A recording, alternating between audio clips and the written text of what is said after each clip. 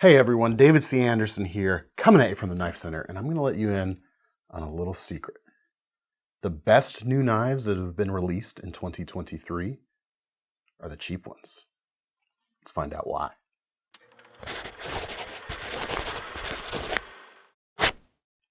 So, hear me out. When you're dealing with a big budget, or even an unlimited budget, it's real easy to make an awesome pocket knife. And today, when things are more expensive than ever, being able to create something compelling that doesn't cost an arm and a leg is even more impressive. And the amount of knives that I've seen come out this year in the budget space, $0 to $50 and even $50 to $100, it's mind-blowing to me, the absolute amount of quality and variety and amount of great materials, blade steels you can get for not a lot of money these days. Truly, truly impressive. So let's take a look at a few of them, shall we? First, we have the least expensive knife on the table, the Ontario Camp Plus EDC, just under $14 for this knife. We have injection molded handles, a lockback, a reversible wire pocket clip, Torx construction, not just simple pins, so it is adjustable over time, and the steel, this would be the only quote-unquote letdown here, just simple 420 stainless. So you might think this is just a great knife for everybody. I kind of actually disagree. This is a knife for knife enthusiasts, in my mind anyway, because your 420 steel is not going to hold an edge forever. You are going to have to maintain it fairly regularly. I could potentially see non-knife people getting aggravated by that, but for the knife person who knows how to sharpen and can appreciate the value that you get with something like this, I mean, it's fantastic. I personally bought one of these this year and have been greatly enjoying it. It works really well. It's a great size for EDC, and it is $14. Give me a break. Awesome little knife. And unlike a lot of other things that cost $14, you don't feel like it's going to fall apart on you. The one I've used has held up very well. Next up on the list, Boker has had their Atlas series of slip joints for a few years now, and they've now released lockback versions of it, coming in about $37. A few different blade shapes, just under 3 inches. D2 tool steel for this kind of money is great. And one of the ways they keep the price down here is the handle construction. It is a folded piece of steel with the rest of the mechanisms and bits and bobs residing inside of that metal. You've even got a pocket clip that sits on the outside, fortunately, not on the inside, but super, super slim. Very cool, very easy to stash just about anywhere. It's gonna stay way out of the way until you need it, and when you do, you've got a very capable 3-inch tool steel blade that's gonna hold an edge a really good long time with locking convenience as well. Super, super cool little knives in my opinion. Next up, one of the more impressive knives of the year for the price, I would say, QSP Canary, previously available as a fixed blade. Now it's available as a folder, slightly larger. $42 for this, and there's no sacrifices in terms of the quality. The type of construction actually is what I want to get at, in addition to the quality. You think of something like, not to pick on anything in particular, but when CIVIVI knives first came out, you would see exactly where they kind of cut corners is a bad connotation, but where they reduce their expense to hit a certain price point. You don't see that with this QSP Canary. You don't see those quote unquote cut corners. We have things like an actual inset liner for the liner lock. You've got Sandvik 14C 28N steel, full flat grind, which is quite nice. You've got a deep carry pocket clip, which is reversible. It is inset into the G10 handles, which have a nice bit of sculpting to the edges, and it's reversible with a blockout plate on the other side, all for this kind of money. Pretty crazy. The blade itself, just under 3 inches. It's a great everyday carry size. If all you need is just a smaller pocket knife, the steel is a great selection, locks up quite nicely, folds up quite nicely, and when you're ready to use it, you can pop it open in a quick little flick of the thumb right there. Fantastic knife. Tons of different colors to choose from. Certainly does not feel like just a $40 knife. Next up, how about a classic Kershaw knife, reimagined and reintroduced as a KnifeCenter exclusive, the Mini Skyline. Very cool little blade here, in my opinion. 45 bucks, just under 3 inches with a D2 tool steel blade. Stonewashed or black wash can be had. G10 handles, reversible deep carry pocket clip for the first time ever on a Skyline, and very easy to carry, 1.8 ounces in terms of weight. This knife does have some of those like found deficiencies that this QSP does not. We do have, like the original Skyline, a single liner here that does help keep the weight down, of course. And let's check out the action on this knife. It's just what you want. It flips way better than the original Skylines ever could dream of, because those Skylines never used ball bearings in the pivot. These mini Skylines do, and I think we're all better off as a result. Super sweet little knife, really good, I think, for gifting season especially. Next up, the Becker folder, now in the mini version, was released this year, BK41. D2 steel, just under 3 inches long, about 45 bucks for this knife, but it's all about the handles right here. Very complex for this price range. That's the advantage that injection molding will bring to the table. And the ergonomics of this knife just soar. It's even better than the full-size version, the BK40, in my opinion. Oftentimes when you scale a design down, it doesn't always work as well at a smaller size as it did at the original size. This is kind of going the opposite. It works even better at this size. Something about the way it nestles into your hand is truly, truly excellent. It's nimble, it's comfortable. You could choke up on it and get all 4 fingers on there for a gorilla grip if you want to push that 3-inch blade even harder. It's all about the handle. That's always been the case with any Becker knife. Just the ergonomics and the comfort is unrivaled, especially at the given price points of any of their lineup. That continues to be true with this excellent little field folder right here. All right, next, if we want to talk about kind of new trends that have been accelerating this year, one would be the crossbar lock. It is proliferating across many different manufacturers' lineups, which I'm personally a big fan of because it's always been my favorite lock type in general. I'm going to start with an honorable mention, and that is the Boker Magnum Rockstub. It's a really cool little design. It's a really good price, about $34 with 440B stainless steel. Not going to set the world on fire with edge retention, but for the money and for the build quality here, I've got no problem with that. Kind of similar in ways to I have no problem with the 420 steel being on this $14 knife. I've got no issues with the materials in use on this Rockstub. It is a fantastic, compact little folder. The action on the crossbar lock is truly excellent.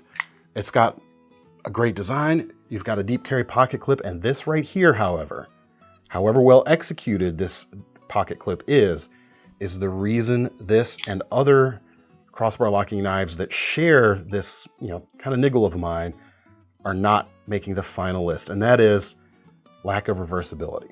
And when you have a locking system which is completely ambidextrous, and you've included thumb studs for both sides of the blade, that's a little bit of a miss, unfortunately, in my opinion. Is that going to affect 95% of the users out there? No, but there's other stuff on this table that gets it right, and therefore gets it better than things like this. So as good of a knife as it is, we must move on. Now, funnily enough, there is another Boker that gets it right.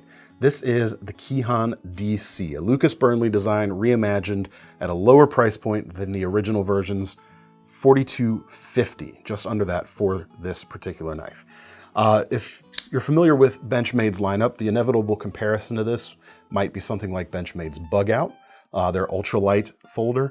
I do have to say though, really this is a little bit more like the Griptilian in nature. And for those of you that aren't familiar with Benchmade's lineup, what that means is this is a little bit more of hard work or heavier work vibes rather than slim, lightweight, everyday carry. 3 1/4 inch blade, D2 tool steel, not crazy thin. It's thick enough there to stand up to some heavier cuts, but the high flat grind is still going to slice really well. No concessions to lightweight here. The weight, in fact, is about 3.7 ounces. We've got full-length liners for extra strength, injection molded handles to keep the price down, reversible wire pocket clip. So this is a completely ambidextrous knife, and it flips great, or flicks great, I should say. The action is exactly how you'd want it. The handle works on all kinds of different hand sizes due to its neutral styling. Amazing value at just under $42.50. Really, really cool knife. Other companies doing really cool things this year with crossbar locks at a budget. Vosteed deserves mention. Their mini Nightshade with a crossbar lock available this year for about 59 bucks. And there's other knives like the Raccoon, about the same price, now available with a crossbar lock, and you get even more knife. But there's something about the mini Nightshade that shows that Vosteed is not only doing good stuff at a good price, but they're also not afraid to do some stuff that's a little bit different. I mean, how many blades of this style out there do you see in a production environment? Like, vanishingly few. 2.6 inches on that blade, Sandvik's 14C28N. We've even got a crowned spine on this knife, which is a rarity on, budget-minded knives. Even if we are, we've started to creep above that $50 mark, still not something you see too often. Reversible clip, nice G10 handles with some sculpting, great action on that crossbar. It's exactly what you want. You got a really cool knife. And if this one's not quite your flavor, like I said, there's some other stuff in the lineup as well that could be just as at home in this list, or in this spot on the list, but this is the one that was really standing out to me anyway. Next up, the Real Steel Sacra. Does a thing that I talked about with that Boker Atlas up front. Folded steel handles. We've got a folded steel frame on this Sacra, then with G10 bolted on to the outsides of it. Very cool feature on this KnifeCenter exclusive right here. This whole knife comes in at just under $60. We got a 3.3 inch blade, K110 steel, which is kind of a name brand D2, very nicely executed material. Reversible pocket clip, almost completely deep carry. And in addition to just kind of the cool construction and sort of novel construction in terms of modern pocket knives, you see it more on more historical examples, quite honestly.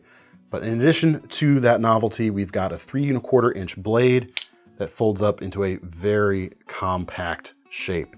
Not super crazy slim, but not wide at all. Very easy to carry around in the pocket, and still enough, to get a full grip on if you need it, but just barely. And that's kind of the magic or the secret to the sauce, shall we say, with this particular model. Several versions can be had, not just this KnifeCenter exclusive. There are micarta handled versions. There's new Tonto bladed versions, the Sacra Tack as well, that have more recently joined the lineup. Poltergeist Design Works, I should mention, designed this knife. I don't think I've missed any other designers. Yeah, we're all good so far. Next up, a couple of Kershaws using the Duralock, as they're calling their version of the crossbar lock. First off, the Heist.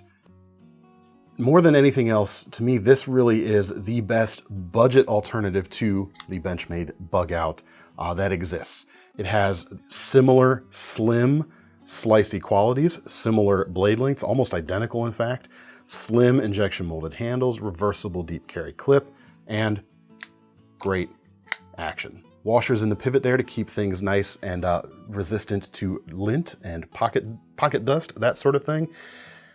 It's a full ounce lighter than the bug, or a full ounce heavier, I should say, than the bug out, but you'd never pick this up and say, hey, that feels heavy, unless you were holding it right next to a bug out. 55 bucks for this knife, D2 steel, heavy, hard-working stone-washed finish on it. It is very cool, and the only reason this kind of doesn't win for Kershaw this year is because their other knife, one of the other four they released, their Iridium, has really taken the knife community by storm for about 10 bucks more. This is about $65. Similar size, actually slightly bigger, 3.4 inches, D2 steel here again, aluminum handles with a not slick traction to it. It has a little bit of grip, reversible clip. It is inset into the handle there, so makes it real easy going back into the pocket, so you're not gonna snag anything there. And it feels like, not like $1 million bucks, but it feels like way more than 65 bucks. They've traded out the washers that are typical in most crossbar locks, although less so now than a year ago, and have used ball bearings, the KBT ball bearing system in this case. And as such, it gives the crossbar lock, that flicking action, a completely new feel, and it's effortless. It's like friction-free practically as the blade swings out. Very, very nice. It feels great. You've got enough length there to do some bigger jobs with it, yet it doesn't look, you know, like overly tactical or gaudy or anything like that. It just has a good look, a little bit more than another plain black handle, and yet it still works great. Very cool knife and very well deserving of, you know, pretty close to top spots this year, if we're being honest. And speaking of Kershaw, I got to talk about their Outlier Karambit at, you know, just around $45. They have kind of breathed new life into the quality, affordable Karambit range of products on the market. 2.6-inch blade, 8CR series stainless. We've got injection molded handles. We've got an oversized thumb stud in addition to a flipper tab right there and assisted opening to get yourself a very repeatable, very consistent action going on. The ring at the back has a few different control surfaces for manipulating it. As you can see, it's not just a plain circle. You've got these cutouts and some jimping there to enable, you know, more finesse, essentially, whether you're, you know, rotating it about in a self-defense situation or you're just having fun with this cool blade. At this price, there's not a lot that feels as good as this knife. In fact, I'd go so far as to say at this price, it's pretty much the best feeling Karambit out there. All right, next up, and of particular excitement to me personally, there's two knives this year that have kind of fit what I like to look for in what I think of as a blanket default knife recommendation. This is a knife that is going to be just about as good as you can get for the broadest swath of people without having to ask any other questions about what they're looking for. My personal criteria are, and let me make clear, these are personal criteria I look for this, a 3-inch blade or just under, so it is a size that can be taken most places. A decent stainless steel, so you don't have to worry as much about maintenance, and something that's going to slice fairly efficiently. You know, we've got good, you know, cutting geometry rather than like thicker overbuilt geometry. Enough of a handle for a broad swath of hand sizes, and importantly, ambidextrous use. I don't want to know whether you're a lefty or not if I'm making you a knife recommendation. I don't need to know whether you're a lefty or not with either of these two knives. And then if it's a finger safe lock on top of that, that's bonus. Two knives this year got me excited. One is the CIVIVI Qubit. $66 or just under $67 for these knives. You got a sub 3-inch blade, 14C 28N steel, which we've talked about. Well, I've mentioned before, I haven't really talked about why it's good. It's got a real fine grain, which means it's pretty decently tough for a stainless steel. And then on top of that, it can take a super fine edge pretty easily, and it still holds it pretty well too. And on a knife like the Qubit, that is just a scalpel. I mean, not quite, but you know what I'm talking about. Very, very slim, full flat grind. That is a super awesome slicer. Aluminum handles feel nice and strong, and check out that handle shape. Big hands, small hands, no problem. Reversible pocket clip, so you can use it either side very easily, and the button lock, even though it is a right hand facing lock system, it is very usable in the left hand, and you got the dual thumb studs to go along with it too. Very, very cool. It's colorful, so plenty of different colors to choose from too. A handful of different colors anyway. So it's easy to find one that feels cheery and happy if that's what you're looking for. And yet it has enough of a handle there where you feel like you could go a little bit bigger. So it's small without being too small, if that makes sense. You know, some 3-inch bladed knives. Well, let's take a look at that QSP there for a second. Same amount of sharpened edge. You have to decide what you want to go along with that. Do you want something that's even more pocketable, more slim, more easily carried? Or do you want something that you can still go with bigger grips on? It's good to have options on the market these days, but that's a good example of what I'm talking about right there. The other one that I really like, and like even more so for me personally, even though they're both great knives, and that's down to the price of $47, is the new Kizer Amicus. Sub 3-inch blade, 9CR series stainless on this, which is, you know, roughly equivalent to something like 440C, which is a good quality budget steel these days. Button lock, which righty and lefties, no problem. Reversible deep carry pocket clip, excellent. And offers a flipper tab rather than thumb studs. So you've got two different flavors to go along with this, you know, thing I'm looking for right here. And the other thing I really like about it in this case as well is that handle. It's not quite as long as the Qubit right there, but it is a touch broader and works really well in kind of a ham-fisted grip if you need to get up on it. So it's small, but not too small. It is just a great blanket recommendation. And in fact, this one probably is gonna be my go-to until something better comes out. Fantastic, fantastic knife for just $47. Now there's another knife that came out this year, which will kind of get honorable mention, something to talk about. And I wanna say it because some of you people anyway are gonna be like, but hey, what about the Elementum II from CIVIVI? Hits a lot of the same points that I like about these two knives. You've got the button lock there, righties and lefties, no problem. You've got the right kind of size. You've got enough handle for a bigger, meaty grip if you need it, but it's still small enough. It lacks that reversible pocket clip, unfortunately, which, you know, these two knives win out against this for me personally. But this KnifeCenter exclusive here does have S35 VN steel for just under $100. Standard versions come with Nitro V. So there's still some good reasons to pick this knife if you don't care about the left-handed nature of it. But as a blanket default knife recommendation, it's gonna be hard to beat the Qubit and the Amicus we just looked at. So I haven't really talked about exactly where my cutoff is for budget knives or cheap knives this year. Anything under $50 easily qualifies. $100 is kind of my hard limit, however. Not quite budget necessarily. It all depends on, you know, of course, your budget, but still very attainable and affordable, I would argue, up to the $100 mark. And I want to call out a knife here, the Vision, a SNEX design that nearly made it onto my best of the list last year with the We Knife Company version of it. Those started at about $270. CIVIVI have released the Vision FG this year, which is a more affordable version, starting at about $78 or just under $100 for this Damascus bladed version, which just looks fantastic in my opinion. And the reasons that the We Knife version didn't quite make my list have kind of been addressed with this more affordable version. The thumb studs are easier to use than the blade cutout of the higher end version, and the pocket clip is way more normal. Instead of a spine mounted clip on those versions, we have a reversible deep carry clip easily used on either side, and an ambidextrous locking system that SNEX Super Lock has been maintained. Pull back on this bar, you can swing that blade open or closed, no problem. Doesn't really get in the way either. It either, you know, becomes a thumb ramp, a nice control surface to move it around, or you choke up and get your thumb over it and kind of stop feeling it in that kind of hold. Really cool handle, really good for a broad swath of hand sizes.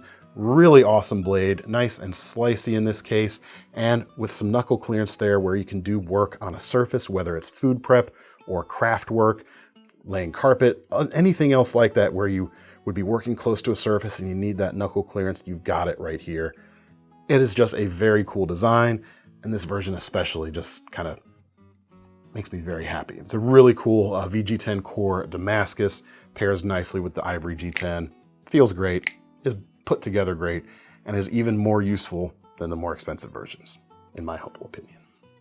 All right, so what if we're gonna close things out here, or start closing things out here with harder working knives. You know, some of these are gonna be too small for some folks out there. If you need like a quote unquote real knife, setting aside for the moment that, you know, what does that even mean?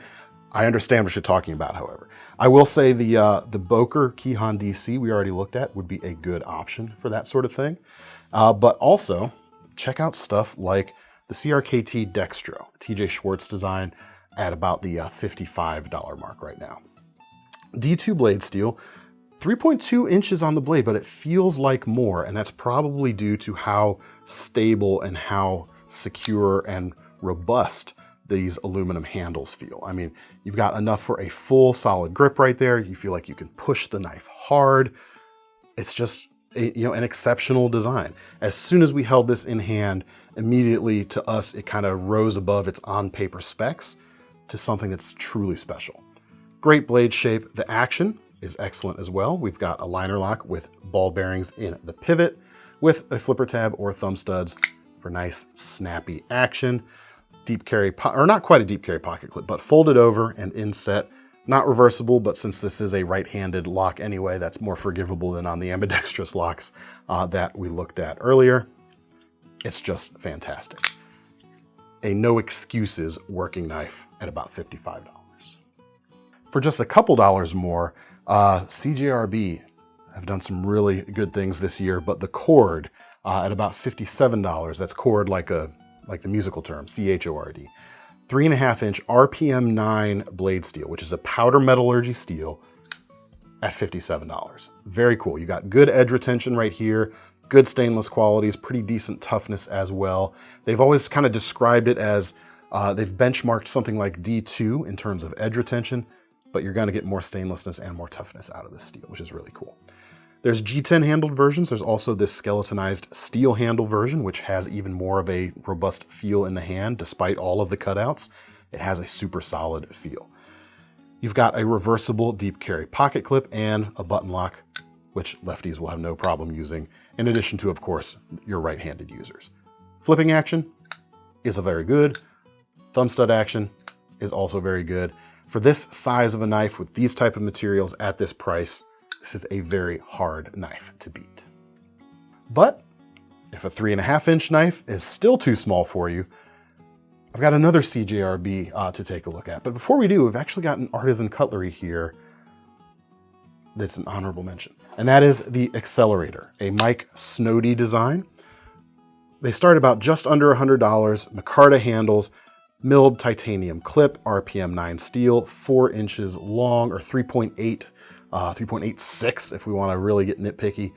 It is a fantastic big knife, especially for the money. And in any other year, if it weren't for this next knife, this would have been on the table. In fact, all year I was waiting to put this knife in this video until this knife came out. So Artisan Cutlery is the kind of the more premium sister company to CJRB. Well, CJRB came out with the Resource. 4.2 inch RPM 9 blade, $70. So it's even bigger than the Xcellerator. Overall size is about the same, but in terms of actual blade, you get a little bit more with the Resource. You get G10 for the handles. They feel great in the hand. Plenty of length there for even bigger handed users. Less unusual than the Xcellerator's blade shape. And while yes, when we come to the Xcellerator, there are some more premium touches, such as the pivot collar rings front and back, the milled titanium pocket clip as well. It's just really hard to not recommend the Resource over the Xcellerator, unless you like it for style. If you like the style of this, go for it. But at $30 less, I think you're gonna get even more capability with the Resource. Great utilitarian blade shape for all kinds of different applications. Plenty of handle length there. Like I said, a couple different blade finishes or handle material options are available right now. Go check them out. For an affordable, big, hard-working knife, it's gonna be hard to beat for a while as well. Next up, one more big folder, and that's the Pathfinder from Real Steel Knives. At $79, we've got a 3.8 inch Scandi ground 14C28N blade. And for like the bushcraft crowd, which I count myself among them, the amount of times you see a folding knife on a production market tailored to those users is few and far between. And when they get things so right, like they did with the Pathfinder, it is absolutely worthy of note. They didn't get everything right. I will say that right off the bat. I think the Scandi grind is a little bit too steep. So what I would do if I were to own one of these personally is I'd probably put my own edge on it pretty early and kind of convex the edge a little bit and get a little bit more tough performance out of it, because it's a little narrow. but it is such a great blade shape. The handle feels great as well. If you're carving wood for a couple hours, you want a comfortable handle, and this is, well, not as comfortable as something like the Becker folders, is still pretty darn good. We've got a reversible deep carry clip as well, mounted from inside the handle scale, so really gets rid of any problems with potential snagging going in and out of the blade, in and out, mostly in the pocket. Great crossbar locking action. Thumb studs could be a touch bigger, but they work pretty well. I mean, it's just super awesome. For your outdoorsy person who's into woodworking, who's into bushcraft, one of the few options on the market happens to be this, and the fact that it happens to be as good as it is excellent to me. Last but not least, we have a new Victorinox model to talk about, the Companion, and it's not often that Victorinox comes out with a new Swiss Army knife model to begin with, so it's always worthy of note, but it's even rarer still when they introduce a new implement. And that's what we've got here with this Companion model and the box opener that you see right here. Looks a little similar to the can opener that previously occupies this space on most of these this size Swiss Army knife. And indeed it maintains the small Phillips and small flathead capability of the tip. But instead of a can opener, you've got a small blade with a serrated section right here. So it gives you an alternate or alternate way to open some boxes if you didn't want to use your main blade. Now you may ask, most of those size Swiss Army knives come with a secondary small blade. That's true, but this model happens to come with a nail file instead. Another thing we don't see too much of across a lot of the lineup. There's some select models here or there. So a really cool combination and something unique in the lineup as well, which is really cool. Apart from those tools, you've got a pair of scissors, you've got the bottle opener with the flathead and wire stripper on it. And on the back side, we've got the parcel hook, we've got the awl, and we've got the corkscrew, in addition to the plus scales, which means not just toothpick, not just tweezers, we also have pressurized ballpoint pen. Really cool model. I think it's well suited for everyday carry. New implement on it as well. Price on this one. This is one of the graphic versions coming in at $74 with the Live to Explore New York colorway. They don't have a plain red version of this yet, although I don't know anything about what 2024 will bring, but I wouldn't be surprised if we saw a standard version of the Companion before too long. All right, this was a lot of knives. It was a lot of fun, and these are just kind of the cream of the crop of the new affordable and even cheap knives that came out this year. Let me know your favorites. Anything on this table catch your eye, or do you think I missed anything in particular that should be warranted? What's the best thing on the table? Because the fun thing for me is going to be, next month in December when I do a full best of the end of the year style video. I'm going to have to condense these 20 or so knives down to just 3 or 4. And I'm not entirely sure which ones. I know a couple of them, but I'm not sure all of them that are going to make it to that final video. All of these truly are the best of, but you got to have the best of the best. Help me out down in the comments. Let me know what you think. Anyway, if you want to get your hands on any of these knives, check out the links in the description. That will take you to KnifeCenter.com, where don't forget about our Knife Rewards program, meaning when you buy one of the best affordable knives of the year, you're going to get some free money to spend on a future one. I'm David C. Anderson from the Knife Center signing off. I'll see you next time.